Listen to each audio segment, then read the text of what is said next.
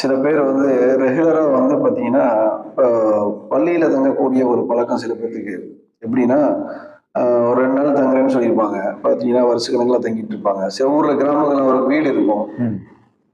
வீட்ல தங்காம பள்ளியில வந்து தங்கிட்டு இருப்பாங்க. பள்ளியிலேயே தங்குறது, பள்ளியிலேயே ஃபேன போட்டு தூங்குறது, பள்ளி வாசல்லயே குளிச்சுட்டு காலையில வீட்டுக்கு போயிடுறது. இது மாதிரி பள்ளியில வந்து வேலை செய்ய பள்ளிக்கு அவருக்கும் சம்மந்தம் இருக்காது. ம். எல்லா பொதுமக்களும் இருக்கிற மாரி தான் அவரும் ஒரு பொதுமக்கள். ஆனா, இவர் மட்டும் வந்து பள்ளியில தங்கிக் கொண்டே இருக்கிறது. இது எப்படி நம்ம பார்க்கிறது?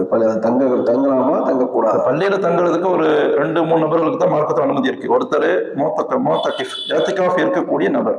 அவர் பள்ளியில தங்குறது, தூங்குறது, ஃபேன் லைட் பயன்படுத்துறது, தண்ணீரை பயன்படுத்த அனுமதி இருக்கு.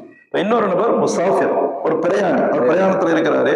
அவர் சொந்த ஊர், சொந்த வீடு இருக்கும். இப்ப தற்சமயத்துக்கு அவருக்கு ஒரு சிறிது நேரம் ஓய்வு எடுக்க ஒரு இடம் தேவைப்படும். அந்த நேரத்தில் ஒரு பள்ளிக்கு வந்து கொஞ்ச நேரம் ஓய்வு எடுக்க ஃபேன் லைட் பயன்படுத்துறாரு, தவறல்ல.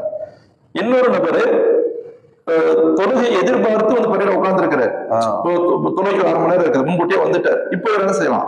ஏத்திகாஃப் நிய்யத்துல பள்ளிக்குள்ள வரணும், வந்து அவர் ஃபேன் லைட் பயன்படுத்துறதுக்கு அனுமதி இருக்கு. இது அல்லாம மற்ற பொதுமக்கள் வளமையாக இதை என்ன செய்யறது, ஒரு முசாஃபிர் கானா மாதிரி ஒரு பள்ளியை வந்து பயன்படுத்துறது மார்க்கத்துல கூட அது முழுக்க முழுக்க தவிர்த்து கொள்ள வேண்டும். அப்போ இங்க ஏதோ ஒரு வேலை செய்யறோம், அங்க ஒரு 10 மாசம் இங்க தங்கணுங்கிறதுக்காக வந்து பள்ளியாசல் சும்மா தங்கக்கூடாது. அது வந்து அனுமதிக்க கூடாது. ஏதோ சந்தர்ப்பத்தில் ஒரு சூழ்நிலை நிர்பந்தம், வெளியூருக்கு போறோம், அந்த மாதிரி நேரங்களோட துறையை முன்கூட்டி எதிர்பார்த்து வந்து அப்போ கூட என்ன சொல்றாங்கன்னா, பள்ளியினுடைய அந்த ஆதாபுகள், பள்ளிக்கு செய்ய வேண்டிய ஒழுக்கங்கள், கண்ணியங்களை பேணித்தான் அவர் என்ன செய்யணும், அந்த சொற்ப நேரம் கூட பள்ளியில இருக்கணும் அப்படிங்கிறதும் நமக்கு கிதாபுகள்ல தெளிவா குறிப்பிடப்படுது.